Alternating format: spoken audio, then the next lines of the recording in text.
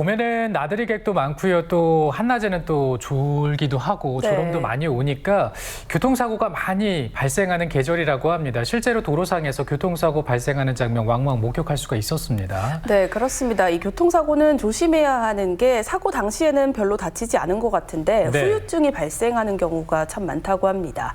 그래서 후유증을 예방하는 것도 중요하고 후유증을 잘 치료하는 것도 중요하다고 합니다. 네, 그래서 오늘은요. 교통사고 후유증 한의학적으로 어떻게 치료하면 좋을지 자세히 알아보겠습니다. 한방재활의학과 전문의 최우성 원장과 함께하죠. 어서 오십시오. 안녕하세요. 네, 안녕하세요. 네, 저도 예전에 아주 가벼운 접촉사고였었는데 한 이틀쯤 되니까 몸 여기저기가 좀 쑤시고 몸살 난 것 같은 기분이었는데 이게 교통사고 후유증이라고 봐도 될까요? 맞습니다. 네. 환자분들이 대부분 말씀을 하시는 게 사고 당일에는 그렇게 통증이 심하지 않다가 보통 그 다음 날부터 증상들이 나타난다라고 말씀을 해주시는 거거든요. 그래서 이런 여러 가지 후유증들이 전부 다 통합을 해서 교통사고 후유증이라고 얘기를 합니다. 네, 그런데 이렇게 교통사고 후유증으로 고생한 분들 이야기를 들어보니까 며칠 지나서 몸도 아프고 멍도 들었다고 하시더라고요. 교통사고 당시에 발생한 몸의 충격 때문인 건가요? 네, 맞습니다. 보통 증상들이 그 다음날 시작이 돼서 짧게는 3, 4일까지 증상들이 나타나게 되고요. 그래요? 정말 길게는 수개월에 걸쳐서 증상들이 나타났다 그리고 사라졌다를 반복을 하는 것들이 교통사고 후유증입니다. 이런 식으로 여러 가지 증상들이 왔다 갔다 하는 부분들이 정말 내가 예측하지 못하고 그다음에 치료에도 잘 반응하지 못하고 그다음에 병원에 가서도 발견을 하기가 정말 어렵기 때문에 교통사고 후유증이 그만큼 더 어려운 질환이라고 봐야 될 것 같습니다. 그렇군요. 이렇게 교통사고 후에 나타나는 여러 가지 증상들에 대해서 궁금증 있으실 텐데요. 환자의 질문을 통해서 확인해 보겠습니다.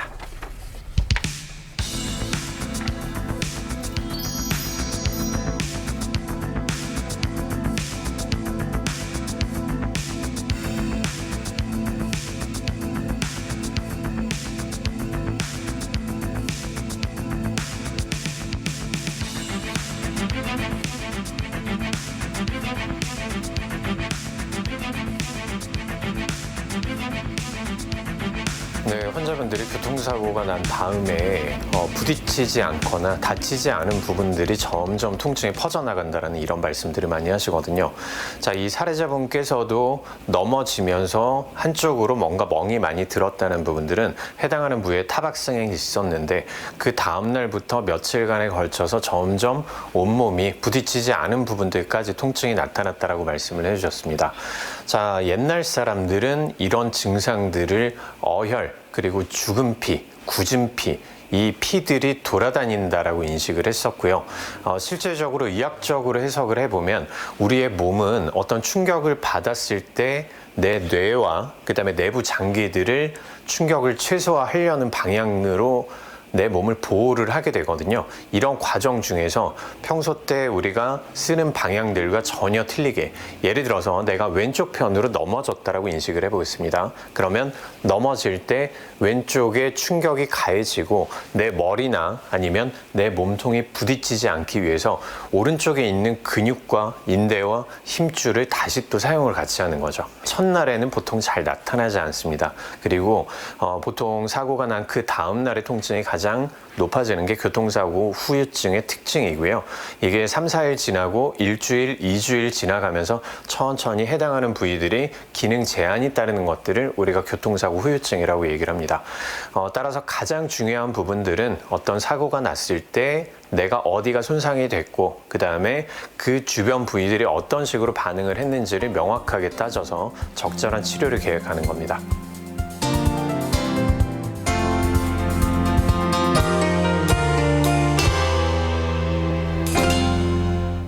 네, 이 교통사고 후유증 쉽게 생각하면 안 될 것 같고요. 그리고 이제 좀 궁금한 게 실제로 환자들이 어떤 증상을 가장 많이 호소를 하는지 이것도 이제 궁금을 하고 좀 많이 아프신 분들은 몸살 정도가 아니라 병원에 입원해야 할 정도로 아프시다고 하시더라고요. 네, 그렇죠. 제가 환자분들이 가장 많이 호소를 하시는 증상들을 정리를 해봤습니다. 총 4가지로 정리를 해봤는데요. 그림 보면서 다시 한번 설명을 드릴까요? 네. 자, 환자분들이 공통적으로 말씀하시는 것들 중에 하나가 목이 뻣뻣하고 쉽게 피로해진다라는 말씀을 하십니다. 특히나 야간 통증으로 나타나고 수면을 방해하는 그런 증상들이 나타나고요. 그다음에 평소 때 우리가 두통이나 어지럼증이 흔하게 나타나는 거라서 교통사고와 별로 관련이 없다라고 인식하시는 경우가 많은데 예전보다 이런 두통과 어지럼증의 강도나 아니면 빈도가 조금 더 높아진다라는 그런 공통적인 말씀들을 하시고요. 마지막으로는 이런 통증 상태와 그다음에 수면 장애 그리고 내 몸의 일상생활에서 지장을 가지고 오기 때문에 에너지 소모가 너무 많아지는 거죠. 그렇게 되면 전신 무력감에 빠지기도 합니다. 자, 이렇게 교통사고 후유증이 나타나는 이유를 한번 살펴보면 네. 그림을 한번 보면서 설명을 드릴게요. 네. 자, 정면으로 충돌을 했어요. 내 목이 한번 안쪽으로 꺾이는 부분들을 볼 수가 있겠죠. 자, 이렇게 되면 목 안쪽에 있는 구조물들의 신경 그리고 뭐 안쪽에 있는 인대, 힘줄 여러 가지 부분들에 다 영향을 미치게 됩니다. 지금 보시는 것처럼 목뿐만이 아니라 등 쪽 그리고 골반까지 충격이 전달되는 것들을 볼 수가 있었고요. 자, 지금 우리가 노란색으로 보고 있는 부분들이 신경 그리고 빨간색이 인대입니다. 이 인대와 그리고 신경이 한번 흔들리게 되면서 전신으로 통증을 파급하게 되는 거죠. 그래서 목을 다쳤음에도 불구하고 뭐 허리가 아프다 아니면 뭐 다리 쪽으로 통증이 내려간다 여러 가지 증상들이 발현을 하게 되고요. 자, 목이 꺾이는 상황에서 혈관이 한번 손상을 받게 되겠죠. 자, 안쪽에 혈구가 쌓이는 부분들을 볼 수가 있고 이게 우리가 얘기하는 그 어혈이라는 네. 개념이라고 보시면 될 것 같습니다. 네. 자, 이렇게 되면 두통 그리고 어지럼증 그다음에 뭐 이명 여러 가지 증상들 같이 가지고 오게 되고요. 자, 마찬가지로 목 뒤쪽으로 다시 부딪히게 되면 가벼운 타박상이라도 우리 뇌나 아니면 신경계 쪽에는 정말 연약한 구조로 되어 있기 때문에 마찬가지로 안쪽에는 노폐물들이 잘 빠져나가지 못하고 혈관에 또 막게 되는 거예요. 자, 이렇게 되면 또 여러 가지 증상들이 나타납니다. 뭐 전체적으로 불편하다든지 통증이 내려간다든지 아니면 저리다든지 네. 이런 식의 여러 가지 증상들을 가지고 오게 됩니다. 그렇군요. 근데 저는 듣기로는 편타 손상이라고 좀 들어봤는데 이거에 대해서도 간단하게 좀 말씀해 네, 주시죠. 편타 손상이라고 하는 부분들은 아까 네. 우리가 사고가 났을 때 목이 한번 앞으로 꺾였다가 뒤로 꺾이는 부분들을 볼 수가 있었죠. 네네. 채찍 편자를 써서 채찍의 끝의 움직임처럼 우리 목이 한번 앞으로 젖혀졌다가 뒤로 다시 한번 넘어가는 부분들을 얘기를 합니다. 자, 그림을 보면서 다시 한번 설명을 드리면 네. 자, 설명드린 것처럼 앞쪽에서 충격이 나타나니까 목이 한번 앞으로 꺾이고 우리 목은 아무리 보호를 잘 한다고 해도 안전벨트로 머리를 묶어놓은 상태는 아니니까 네네. 몸통은 고정되어 있는 상태에서 머리가 앞으로 한번 꺾였다가 뒤쪽으로 꺾이는 상태에서 뒤쪽에 있는 신경과 그리고 아까 빨간색으로 되어 있던 인대 보셨죠? 이런 인대 그리고 주변에 있는 힘줄과 근육들 이런 부분들이 한 번 이상 꺾이게 되고 꺾인 부분들이 미세하게 늘어나거나 살짝 손상될 수도 있는 거고요. 안쪽에 있는 신경이 늘어나거나 아니면 약간 손상되고 자극되고 혈관 안쪽에 내피 쪽에 문제가 생김으로써 여러 가지 증상들을 가지고 오는 것들을 편타 손상이라고 얘기를 합니다. 네. 교통사고로 여러 증상들 겪고 있다는 환자의 질문이 더 들어와 있는데요. 네. 어떤 증상인지 화면으로 만나보겠습니다.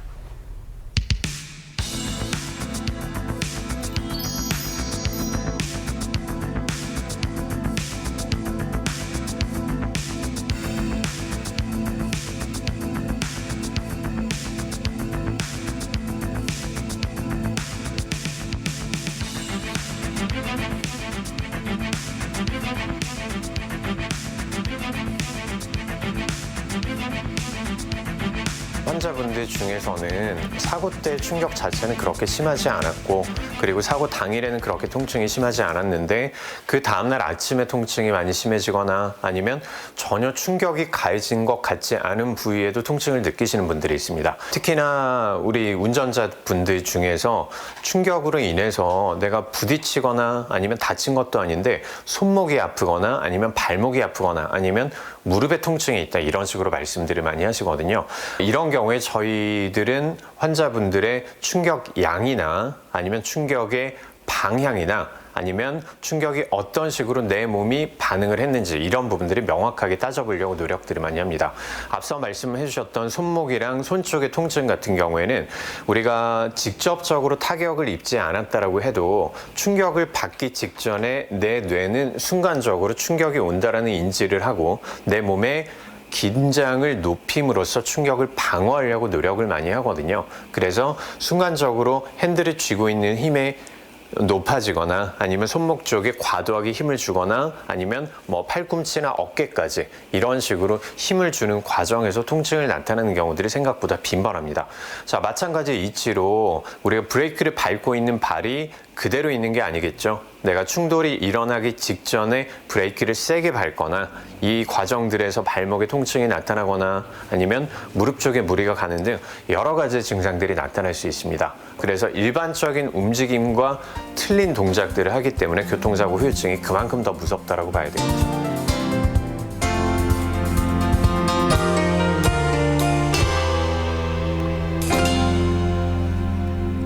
네, 환자의 질문을 화면으로 만나보고 왔는데요. 네네. 환자마다 이렇게 다양한 증상들이 나타날 수 있고 지금은 괜찮아도 또 나중에 아플 수 있기 때문에 일단 사고가 발생을 하면 병원에 가서 검사를 받아보는 게 좋겠네요. 맞습니다. 사고가 났을 때 가장 중요한 부분들은 우리가 어떤 부분들은 어떻게 손상이 됐는지 정확하게 밝혀내고 여기에 대해서 검사를 진행을 하는 거죠. 네. 기본적으로는 우리가 뭐 엑스레이나 아니면 증상들이 신경학적으로 나타난다면 뭐 CT나 MRI 같은 이런 영상의학적인 검사를 해볼 수가 있을 거예요. 근데 사실은 이 부분들보다 더 중요한 게 대부분의 교통사고에서는 영상의학적 검사에서 문제가 나타나지가 않는 경우가 많습니다. 네. 근데 환자분들은 정말 본인이 불편하시거든요. 그렇다면 본인이 문제가 없는 것들이 아니라 우리가 영상의학에서 나타나지 않는 어떤 기능적인 부분들이거나 아니면 더 속에 있는 연부 조직 쪽의 문제이거나 이런 것들의 문제가 있기 때문에 저희 이제 한방병원이나 한의원에서는 이학적 검사라는 부분들이 시행을 합니다. 네. 이게 어떤 거냐면 환자분들의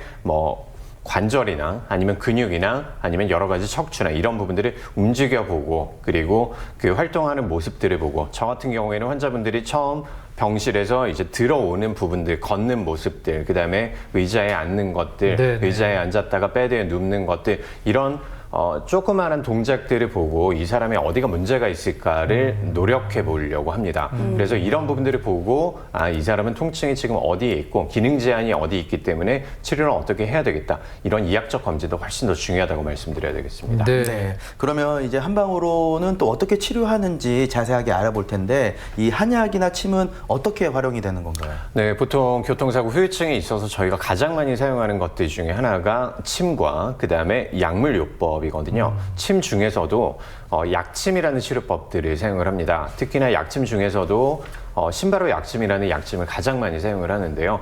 이 신바로 약침은 어혈을 제거해주는 역할과 그 다음에 뭔가 문제가 생긴 기능 회복을 도와주는 부분들 그리고 손상된 부분들의 미세 손상들을 다시 또 복구시키는 방향으로 저희가 사용을 하고요.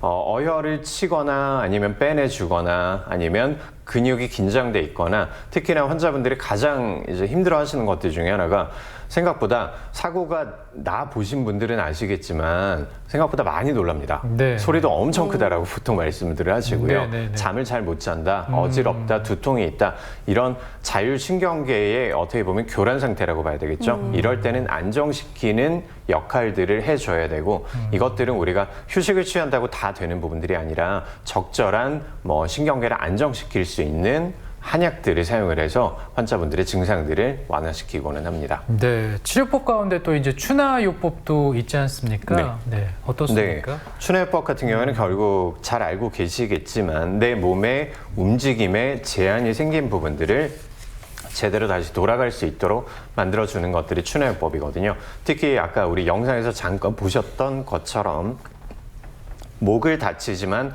그 충격 같은 부분들이 등 쪽이나 아니면 골반까지 타고 내려가는 것들을 볼 수가 있었을 거예요. 네. 평소 때 조금이라도 안 좋았던 부분들이 교통사고 후유증으로 나타날 확률이 높기 때문에 이런 부분들을 발견을 하고 해당하는 부분들을 교정을 해줘야 전체적인 통증이 나아질 걸로 생각이 됩니다. 알겠습니다. 오늘 한방 재활의학과 전문의 최우성 원장과 함께 교통사고 후유증 치료하는 방법 살펴봤습니다. 오늘 고맙습니다. 네, 감사합니다. 조선 씨 고맙습니다. 감사합니다.